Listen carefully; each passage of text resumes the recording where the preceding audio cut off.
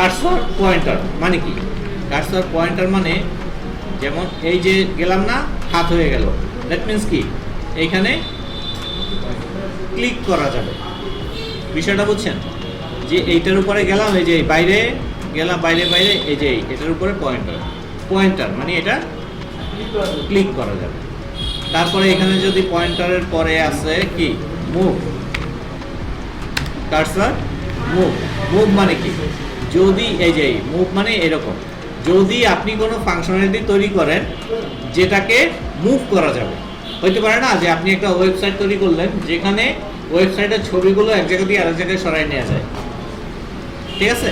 তখন আপনি cursor move দিয়ে দিলেন।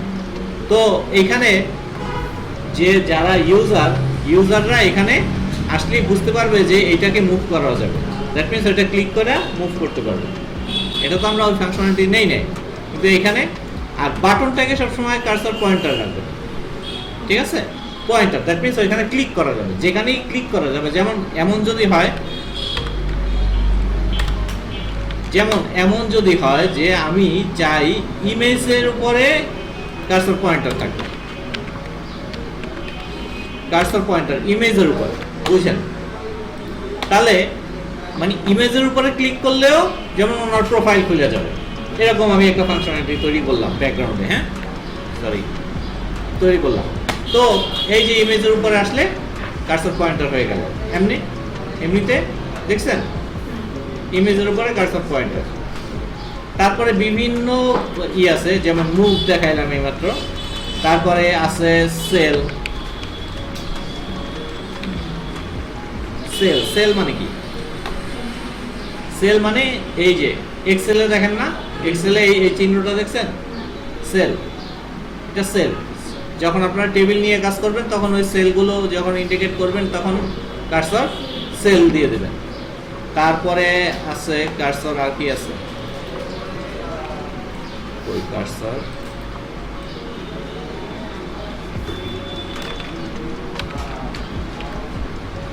কার্সর রুল আছে না, কলাম রুল, কার্সর কি আছে, অল স্ক্রল, অটো, সেভ, এগুলো দেখবেন। কপিটা দেখি, কপিটা কি? এগুলো আপনারা যেমন এই কপি মানে কি? এটাকে ক্লিক করা যাবে, ক্লিক করে কপি করা যাবে। ওই যে একটা প্লাস সাইন আসছে দেখছেন, একটা তো কার্সর কপি মানে যেটা কপি করা যায়। আছে না অনেক সময় আপনার প্রজেক্টে অনেক কিছু কপি করতে হইতে পারে, বা আপনি মানে ইউজার, আপনি তো কাজ করবেন কার মত অনুযায়ী, ইউজারের, ঠিক না? ইউজার যা চাবে সেটাই আপনি দিতে বাধ্য। তো উনি চাইলেও যে আমার এই জিনিস ডকুমেন্টসগুলো কপি করার জন্য আমার অপশন থাকতে হবে, দেন আপনি ওইটার ফাংশনালিটি তৈরি করবেন। সাথে ডিজাইন করার জন্য আপনি তো ডিজাইন করবেন, আপনি তো ওই ফাংশনালিটি তৈরি করবেন না, ঠিক আছে? ওইটা ব্যাকএন্ডে তৈরি করে। তো ওই ডিজাইনটা করার জন্য এই মাউসের বিভিন্ন পয়েন্টারগুলো আপনার জানতে হবে। তো কপি আর কি দেখলাম, কার্সর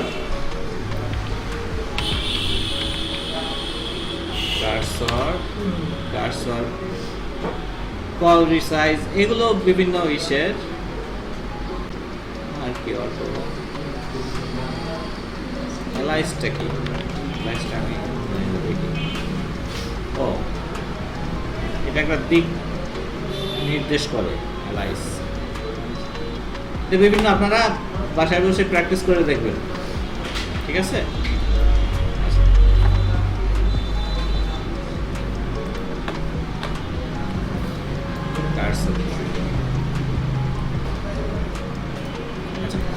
এখন বক্স সাইজিং জিনিসটা কি এটা আমরা দেখবো। হ্যাঁ না, সেভ একসাথে এই বক্স সাইজিংটা করে করবো। বক্স সাইজিংটা কি? যেমন আমি এটা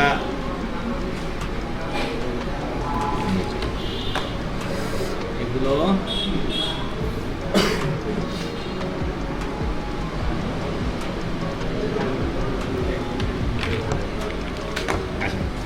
এখানে একটা বক্স আছে, এখানে একটা ইনপুট ট্যাগ নিব। ইনপুট ট্যাগ নিব, টাইপ টেক্সট হইতে পারে, দেখি তো আসছে কিনা, আসছে, ঠিক আছে। এইটাকে আমরা ডট টিম আমাদের আছে, ডট টিমের মধ্যে আমি দিলাম মার্জিন 100 পিক্সেল অটো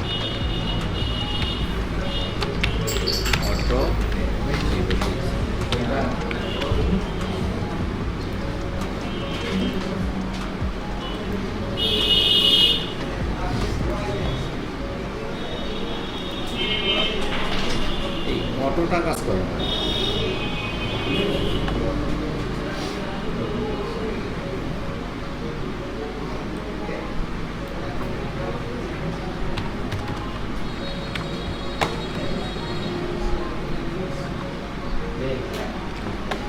আচ্ছা, এটা একটা উইথ দিয়ে দিই,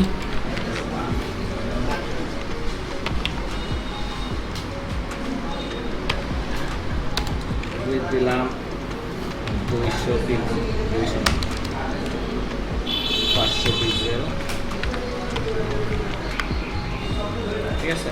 আচ্ছা, টিম ডিভের মধ্যে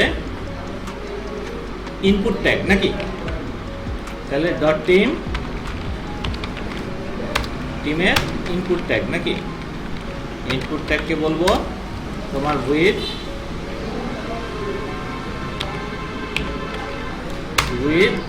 100%। কার 100% হয়েছে? এই যে 500 পিক্সেলের 100% নাকি, 400 পিক্সেল দিলাম, 100% হয়েছে। আচ্ছা, এইটা একটা বর্ডার দিয়ে দিই আমি, বর্ডার 2 পিক্সেল সলিড ব্ল্যাক না রেড, ঠিক আছে। এখন দেখেন, আমি একটা ডিভ নিলাম, টিম ডিভ, তার মধ্যে একটা ইনপুট ট্যাগ নিলাম, এখানে অনেকগুলো ইনপুট ট্যাগই নিতে পারি। এখন আমাদের একটা ঝামেলা হবে, এবং এই ঝামেলাটা ফিক্স করার জন্যই আমরা যেমন প্যাডিং দিব আমরা 10 পিক্সেল দিব। দেখেন এই যে বের হয়ে গেছে, দেখছেন? আমার প্যাডিং দেওয়ার কারণে এই যে উইথ দিছিলাম 100%, উইথ 100% থেকে প্যাডিং 10 পিক্সেল 20 পিক্সেল বের হয়ে গেছে, ঠিক না? এইটাকেই আপনার ফিক্স করার জন্য একটা প্রপার্টি আছে, কি নাম? Box sizing. এটা প্যারেন্ট ডিপকে দেবেন। প্যারেন্ট ডিপ আর চাইল্ড ডিপের মধ্যে পার্থক্য বুঝলেন? প্যারেন্ট বলতে এই যে টেক্সট ডিপ, এটার প্যারেন্ট হলো এটা, এই টিম ডিপের চাইল্ড হলো এটা। বিষয়টা বুঝছেন? তাহলে আমরা যখন এইটার প্যাডিং ভাঙা যাইতেছে, আমরা দেখতেছি প্যাডিং দেওয়ার পরে আমার ডিজাইন প্রবলেম হচ্ছে, তো প্যারেন্ট ডিপকে আমি একটা কথা বলবো, সেটা হলো বক্স সাইজিং বর্ডার বক্স। এইটা দিয়ে সেভ করব, দেখবেন এটা কি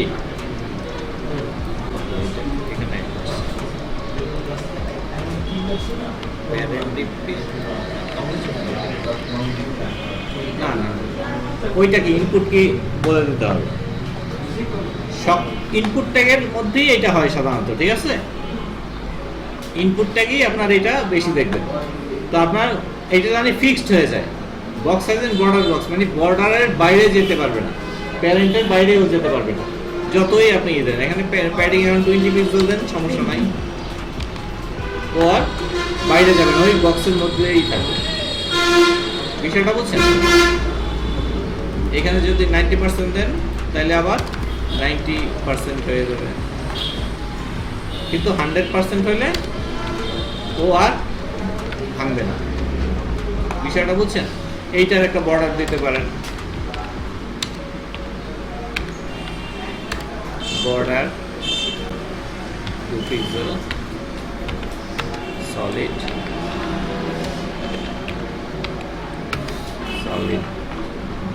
blue।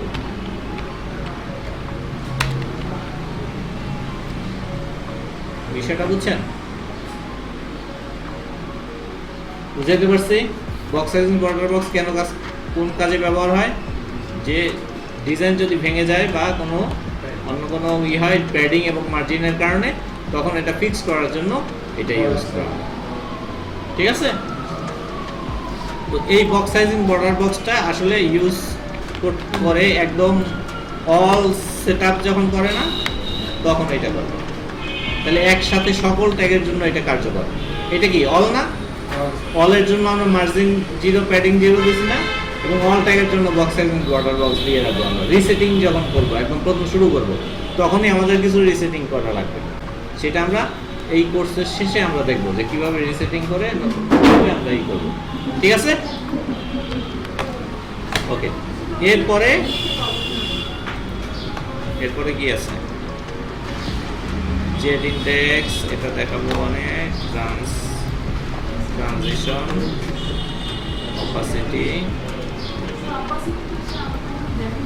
অপাসিটি দেখাইছি, কিন্তু আরো বাকি আছে। অপাসিটি অনেক বিষয় বাকি আছে। ফন্টস দেখাইছি নাকি? ফন্ট অসম দেখাই নাই, ফন্টস দেখাইছি আপনাদের। ফন্ট অসম হলো আইকনগুলো। হ্যাঁ, ট্রান্সফর্ম, অ্যানিমেশন এগুলো দেখাই নাই। বিফোর আফটার, ওভার অ্যাক্টিভ এগুলো দেখাই নাই। এনটিএস চাইল্ড দেখাই নাই। ঠিক আছে? এখনো মোটামুটি ভালো জিনিস বাকি আছে। এরপর গ্রিড ফ্লেক্স দেখাই নাই। ডিসপ্লে আর কালার সম্পর্কে কথা বলি নাই। কালার সম্পর্কে আপনাদের সাথে বিস্তারিত আলাপ করব। ঠিক আছে? যদি কালারটা নিয়েও আপনাদের কোনো প্রবলেম না থাকে। ঠিক আছে? তো এখানে বিফোর এবং আফটার এই দুইটার সিএসএস এর কিছু বিষয় আছে। যেমন আমরা কোনো কন্টেন্টের আগে কিছু যোগ করতে চাই, পরে কিছু যোগ করতে চাই। হ্যাঁ, এরকম হতে পারে না? যেমন আমরা এখানে একটা H1 ট্যাগ নিলাম, H1 ট্যাগ। ঠিক আছে? H1 ট্যাগ নিলাম, এইটাকে নিলাম আমরা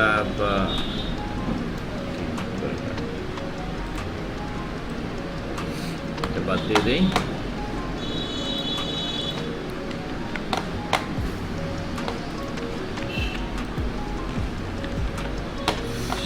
H1 ট্যাগ নিলাম, এখানে নিলাম যেমন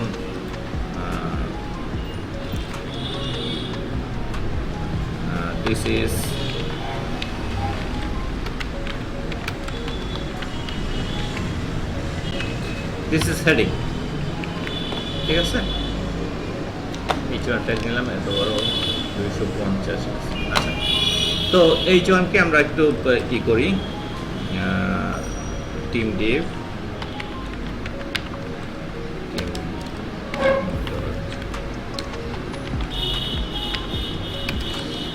টিম ডিভের মধ্যে H1 না, সরি, টিম ডিভের মধ্যে H1 একে বলবো তোমার টেক্সট অ্যালাইন সেন্টার। ঠিক আছে? আর মার্জিন দিব একটা, মার্জিন 50 পিক্সেল অটো, 50 পিক্সেল দিয়ে দিই মাঝখানে নাম্বার। আর কালার দিয়ে দিই একটা, কালার দিলাম রেড। আর একটা কাজ করি, এটার ফন্ট সাইজ দিলাম 50 পিক্সেল। ঠিক আছে? এখন আমি চাচ্ছি এই H1 ট্যাগের পূর্বে কিছু লিখতে এবং পরে কিছু লিখতে। আমরা চাইলে এইখানে লিখতেই পারি HTML এ, কিন্তু আমরা HTML এ লিখবো না, CSS দিয়ে করব। এইখানে শুধু যে লেখা সেটা না, এখানে বিভিন্ন, আমরা পরে প্রজেক্টে দেখব, বিভিন্ন ধরনের একটা বক্স, একটা যে কোনো জিনিস একটা অ্যানিমেশনের কাজ করার জন্য বিফোর আফটার খুব বেশি ইউজ করা হয়। তো আমরা নর্মালি বিফোর আফটারের পজিশনটা বোঝার জন্য আমরা একটু কী করি, যেমন এখানে আমি এইটা নেই, এটার বিফোরে একটা ক্লোন বিফোর, ঠিক আছে,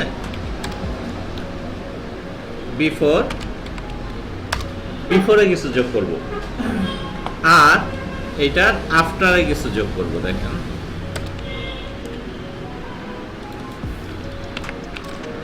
আফটার, হ্যাঁ, তো বিফোর এবং আফটার এই দুইটা প্রপার্টি যখন ইউজ করবেন, এইটার মধ্যে কমন বলতে বাই ডিফল্ট একটা প্রপার্টি ইউজই করতে হবে আপনাদের, সেটা হলো কন্টেন্ট, সিও কন্টেন্ট, ঠিক আছে। কন্টেন্ট প্রপার্টিটা আপনার ইউজ করতেই হবে। আফটার এবং বিফোর ইউজ করলেই আপনার এই কন্টেন্ট ফরজ, অবশ্যকীয়, ঠিক আছে, এটা মনে রাখবেন।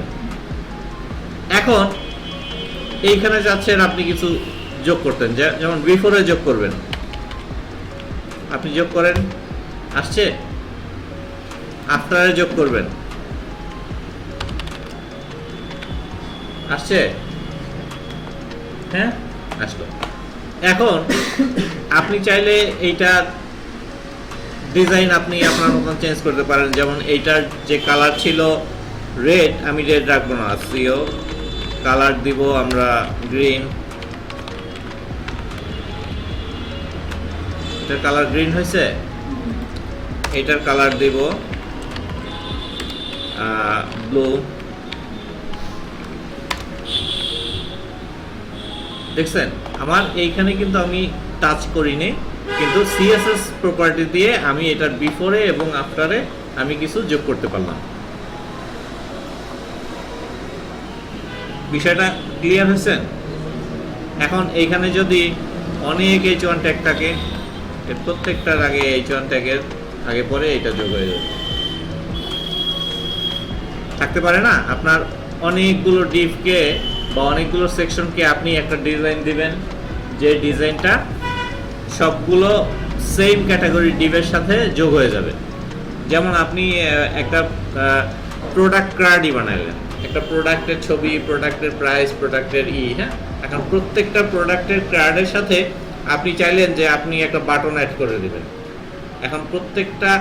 এখন HTML এ যদি প্রত্যেকটায় আপনি যদি ওই জিনিসটা করতে চান, তাহলে সেটা একটু প্রবলেম না? তো একসাথে একটা ওই যে কার্ডটা ধরে আপনি বিফোরে বা আফটারে বা কোনো জায়গায় আপনি ওইটা বসাই দিবেন, বা ওইটার সাথে একটা জিনিস অ্যাড করে দিবেন, একটা অ্যানিমেশন অ্যাড করবেন, বাস একটা করে দিবেন, প্রত্যেকটার সাথে অটোমেটিকলি এটা ঘটে যাবে। বিষয়টা বুঝছেন?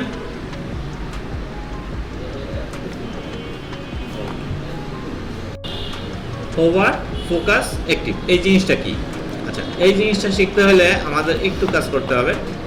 সেটা হলো আমরা এই ট্যাগ নিয়ে বললাম ক্লিক, ঠিক আছে। আমরা CLIC,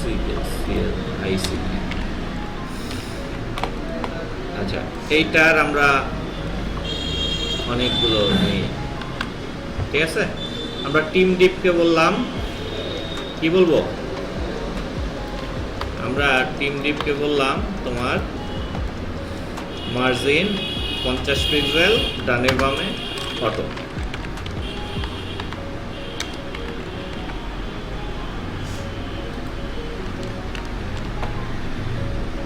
সরি টিম H1 কেন,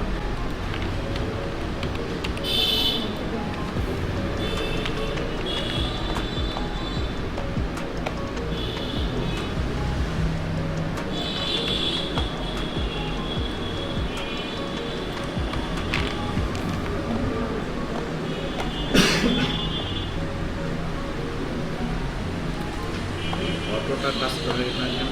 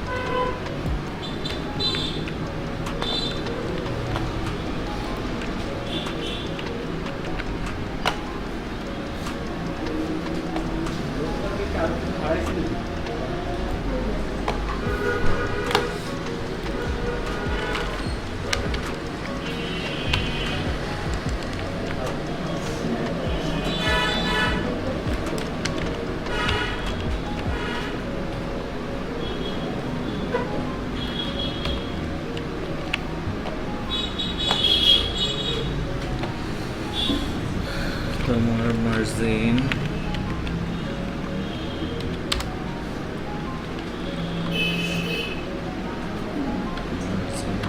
পিক্সেল,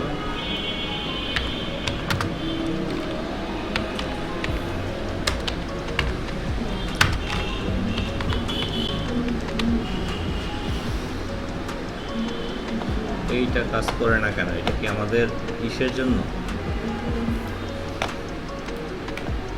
একটু দেখতেছি।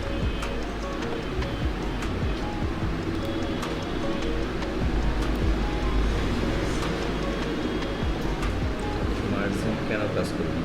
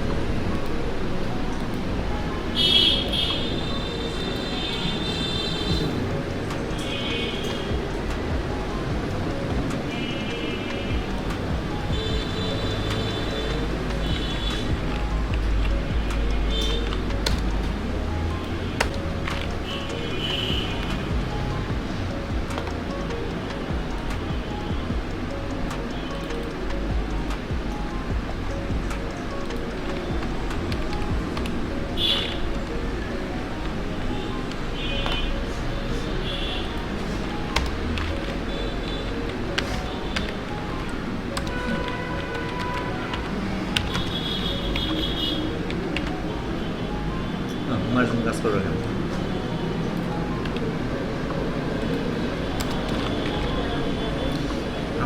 আমারই ভুল ছিল। উইথ হাইট না দিলে কি মার্জিন কাজ করবে?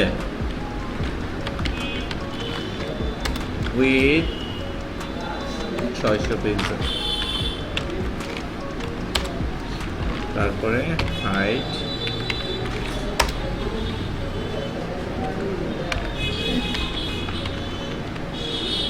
আসছে।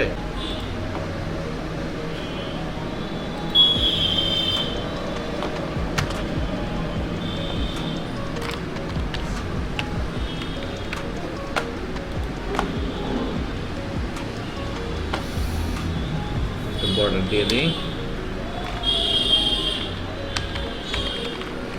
Border 2 pixel. হ্যাঁ জি, কত দিলে হাইট কত নিয়ে? হাইট যতটুকু কন্টেন্ট থাকবে অতটুকু।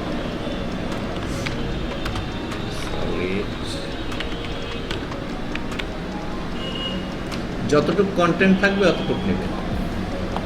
এখানে কন্টেন্ট যদি আরো হয়, যেমন আমি যদি অনেকগুলো নেই, এই যে হাইট অতটুকুই হবে।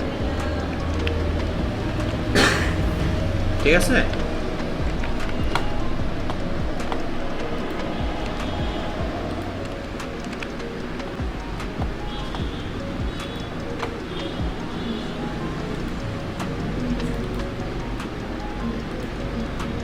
এটা বক্স। ঠিক আছে, আমরা এইটা না দিয়ে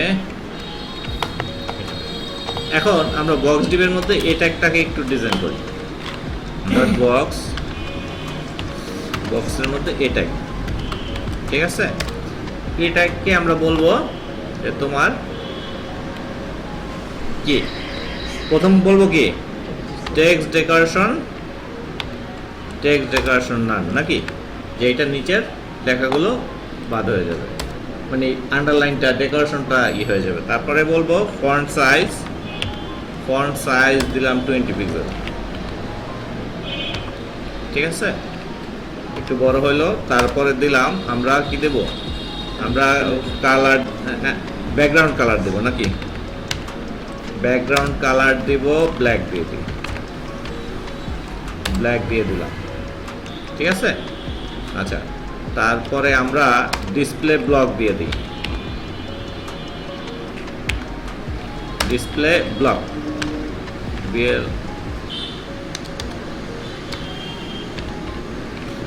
আচ্ছা, ব্লক মানে কি হবে বলুন তো? পুরোটাই নিয়ে দেবে। ডিসপ্লে ব্লক মানে এই যে পুরোটা নিয়ে নিয়েছে আমাদের, এই যে মেইন যে বক্স ডিপের যে উইথ, ওই উইথটাই নিয়ে নিছে। হ্যাঁ, আমরা 2 পিক্সেল মার্জিন দিয়ে দিই, মার্জিন 2 পিক্সেল 2px। ঠিক আছে, দেখছেন? আমরা ফন্ট কালারটা একটু করি, ফন্ট কালার মানে শুধু কালার নাকি, কালার দিলাম, হোয়াইট দিলাম, হোয়াইট মানে ঠিক আছে, কালার হোয়াইট। আমরা টেক্সট অ্যালাইন সেন্টার করতে পারি নাকি, টেক্সট অ্যালাইন সেন্টার আসছে। আচ্ছা, আমরা একটু প্যাডিং দিয়ে দেবো, প্যাডিং দিলে কি হবে, প্যাডিং ভিতরে একটু চারপাশে এই যে প্যাডিং দিলাম 10 পিক্সেল 10px। ঠিক আছে, আমাদের এটা ডিজাইনটা হলো নাকি। আমরা একটা সাইড বার বানাইলাম, আর ইনলাইন ব্লক দিয়ে যদি বানাইতাম তাহলে কি হতো, সেটা একটা মেনু বার হইতো, ঠিক না? আচ্ছা, এইটা করার পর আমাদের মূল উদ্দেশ্য এইটা না যে এইটা বানাইছি, এটা আমাদের মূল উদ্দেশ্য না। আমাদের মূল উদ্দেশ্য হোভার, ফোকাস, অ্যাক্টিভ, ঠিক না? এই তিনটা আমাদের জানা। এখন হোভারটা কি? হোভারটা হলো আমি যখনই এই কার্সারটা এইটার উপরে আনবো, এটাকে হোভার বলে। ঠিক আছে, এই কার্সারটাকে যখনই এটার উপরে আনবো এটাকে হোভার বলে। তো হোভারে আমরা একটা ডিজাইন দিতে চাই, তাহলে এটাকে এইটার হোভারে নাকি, হোভার মানে ক্লোন হোভার।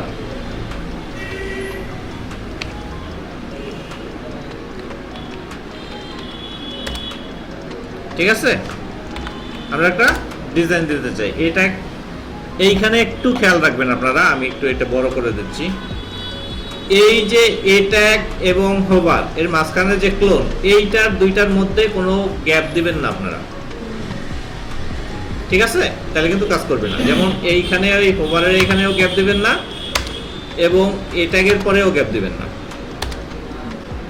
যেটার উপরে হোভার করবেন ওইটার মাঝখানের যে ক্লোনটা থাকবে ওইটার মধ্যে কোনো গ্যাপ দেবেন না আপনারা, ঠিক আছে? আচ্ছা, এখন হোভারে আমি চাচ্ছি কি, হোভারে আমি চাচ্ছি যে এটার ব্যাকগ্রাউন্ড কালারটা চেঞ্জ হয়ে যাবে। ব্যাকগ্রাউন্ড কালারটা হয়ে যাবে কি, একটা কালার বলেন আপনারা, রেড, গ্রিন, ব্লু তো অনেক কি করছে, হ্যাঁ, লাইট ইয়েলো,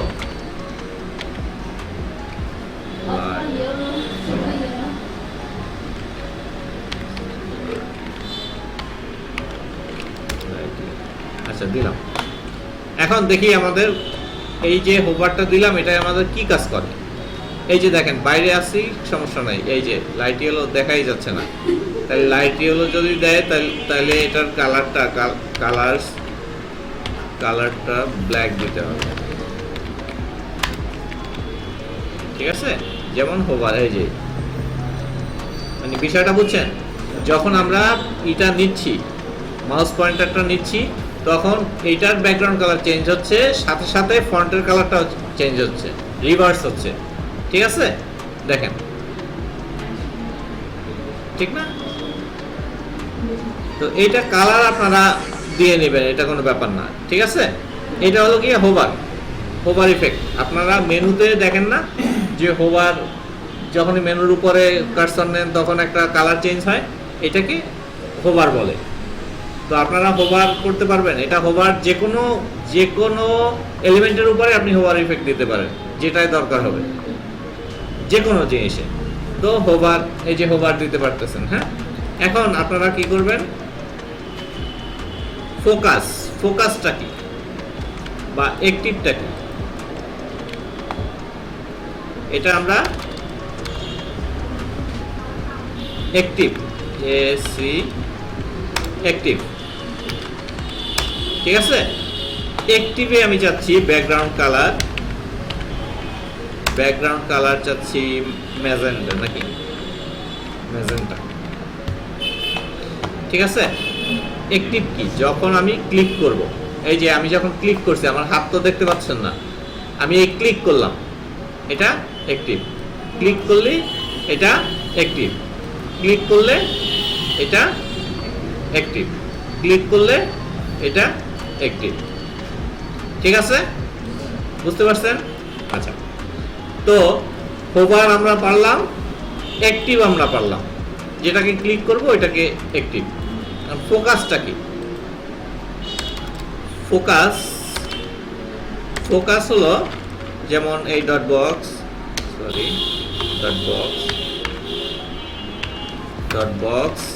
এই ট্যাগ এবং ফোকাস, নাকি? ফোকাসটা হলো এখানে ব্যাকগ্রাউন্ড কালার দিয়ে দিলাম। কি দিতে পারি? ব্যাকগ্রাউন্ড কালার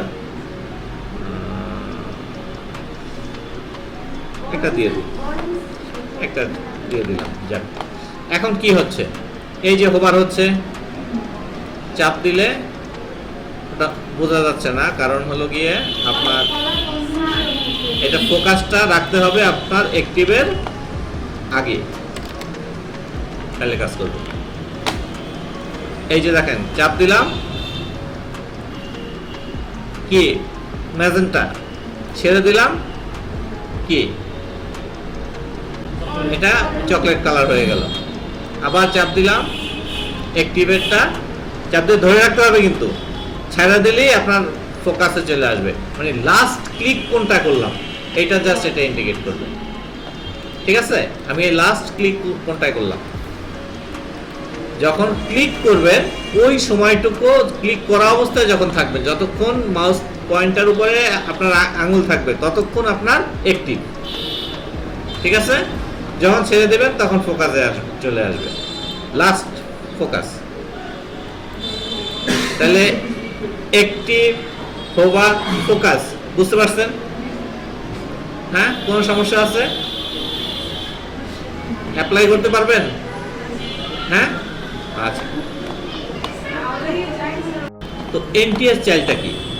যেমন আমি সবগুলো ঠিক আছে, কিন্তু আমার এইটার কালারটা আমি চেঞ্জ করতে চাচ্ছি, বা এইটার কালারটা চেঞ্জ করতে চাচ্ছি, তা এইটাকে আমি ধরবো কিভাবে? সবই তো এটা, ঠিক না?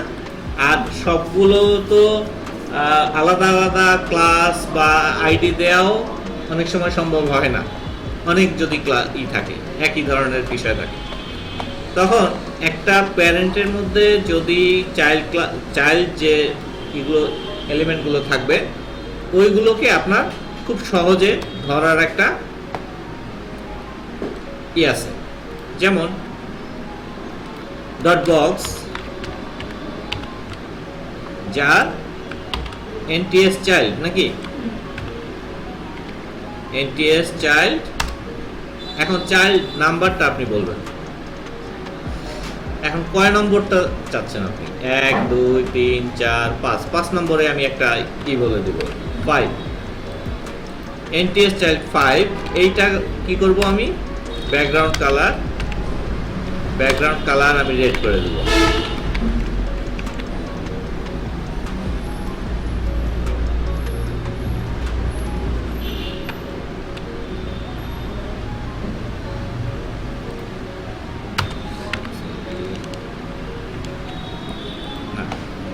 ঠিক আছে, বক্স টিপের মধ্যে এ ট্যাগ যার এনটিএস চাইল্ড কত? 5, তার ব্যাকগ্রাউন্ড কালার চেঞ্জ করব।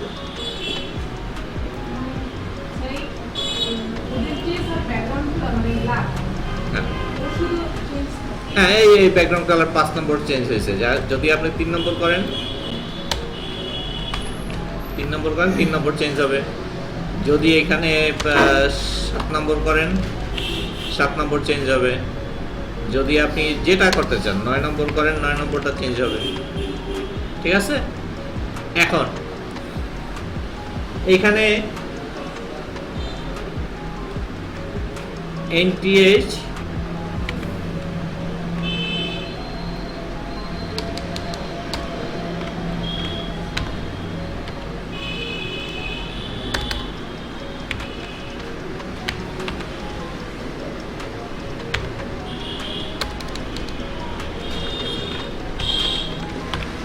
এনটিএস চাইল্ড, এখানে লেখেন ইভেন।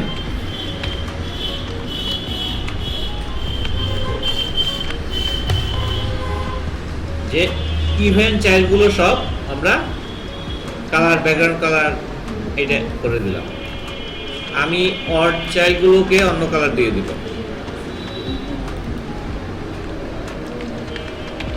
অড বুঝছেন, অড কালারগুলোকে আমি বলবো গ্রিন বলবো।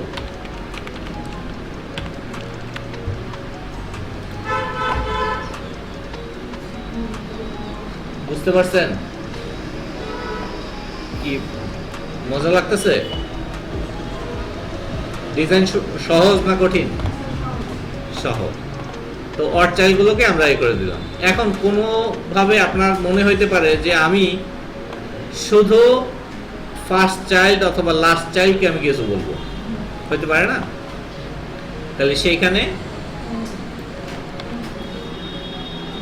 ফার্স্ট চাইল্ড নামেই একটা প্রপার্টি আছে। ফার্স্ট চাইল্ডকে আপনি কি করবেন?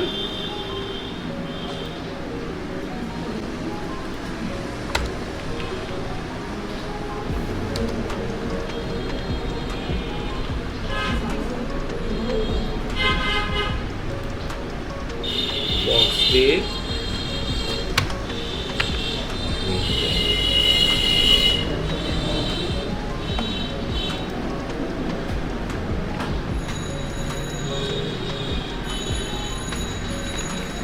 box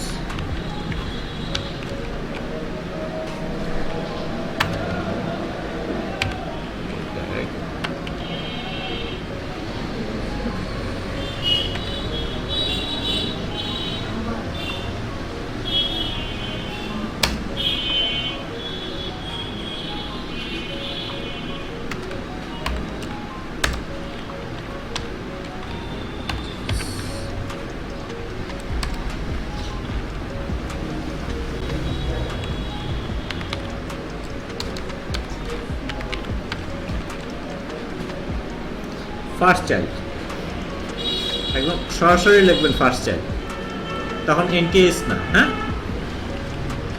আবার যদি লাস্ট চাইল্ড হয় ছেলে, তাহলে লিখবেন লাস্ট চাইল্ড।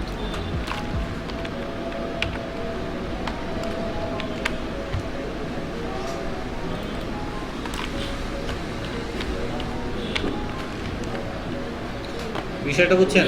তাহলে আমরা এখানে কি কি শিখলাম? আমরা এনটিএস চাইল্ডের কি আমরা এনটিএস চাইল্ডের নাম্বার ধরে আমরা প্রত্যেকটাকে আমরা ডিজাইন দিতে পারবো আলাদা আলাদা। এনটিএস ইভেন চাইল্ড এবং অড চাইল্ডকে আমরা দিতে পারবো। ইভেন মানে জোড় সংখ্যা, অড মানে বিজোড় সংখ্যা। তো বিজোড় সংখ্যার যে চাইল্ডগুলো আছে সেগুলোকে আলাদা ডিজাইন দিতে পারবো। এবং এনটিএস ফার্স্ট চাইল্ড এবং লাস্ট চাইল্ডকেও আমরা চাইলে আলাদা ডিজাইন দিতে পারবো, যে কোনো ডিজাইন। এখানে শুধু আমরা কালার দিলাম, আপনি কিন্তু অনেক ডিজাইন করতে পারবেন। গেল। এখন এইখানে তো শুধু এ ট্যাগ নিলাম, আমি দুইটা পি ট্যাগ নেই। লরেম লিখি, এইখানে দুইটা নিলাম, আবার এইখানে দুইটা নিলাম। একটু ঝামেলা হয়ে গেল না? মাঝখানে পি ট্যাগ ঢুকে গেল। হ্যাঁ, এখন কি করব? এখন দেখেন,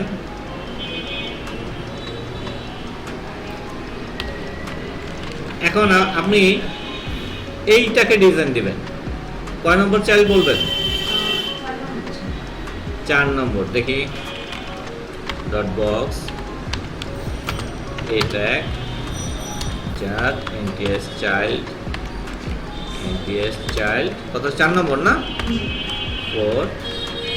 তাকে আমরা বলবো কি বিজিসি কালার।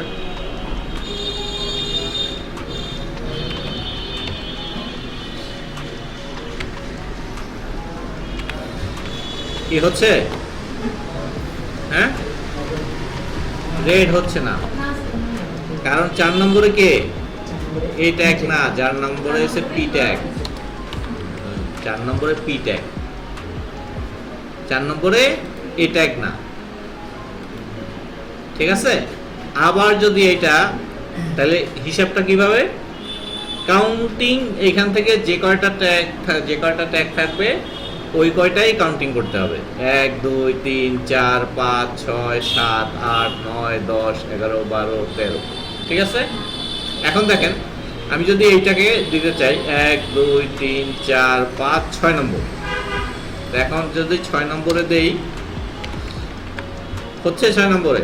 হচ্ছে না, কারণ 6 নম্বরটা কি, এটাই।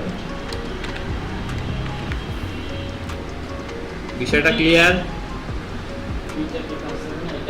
কারণ 6 নম্বর তো এই ট্যাগ, 6 নম্বর তো পি ট্যাগ না। 4 নম্বর কি ছিল? 4 নম্বর ছিল পি ট্যাগ। ক্লিয়ার? কোনো সমস্যা? তো এই হ্যাঁ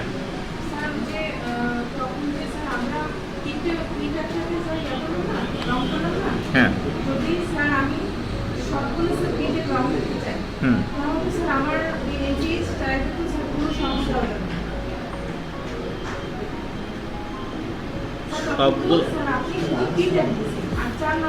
সেটা তো এগুলো এনটিএস চাইল্ডই দরকার নেই। আপনি যদি সব পি ট্যাগ ধরতে চান তাহলে এখানে পি ট্যাগ ধরবেন, ব্যাকগ্রাউন্ড কালারে যে পি ট্যাগ, তখন আর এনটিএস চাইল্ড তো দরকার হবে না। আপনি যদি স্পেসিফিক কোনো একটাকে ধরতে চান, বিষয়টা বলছেন, আপনি কখন এনটিএস চাইল্ড ইউজ করবেন? আপনি একজনকে ধরবেন বা দুইজনকে ধরবেন, যে এই দুইজনকে আমি আলাদা রিপ্রেজেন্ট করবো, স্পেসিফিক একটা আলাদা একটা করতে চাচ্ছেন, তখন এনটিএস চাইল্ড মানে ওইটাকে নির্দিষ্ট করে ধরার জন্য আমরা এই ফর্মুলাটা ইউজ করব। বিষয়টা ক্লিয়ার? যদি আপনি সব পি ট্যাগ করতে চান কোনো ব্যাপার না, তাহলে তো পি ট্যাগ ধরেই করতে পারেন, বা সব এ ট্যাগ করতে চান তাহলে সব এ ট্যাগ ধরেই করতে পারেন। এটা তো অন্য আলাদাভাবে ধরার দরকার হবে না, ঠিক আছে? ওকে।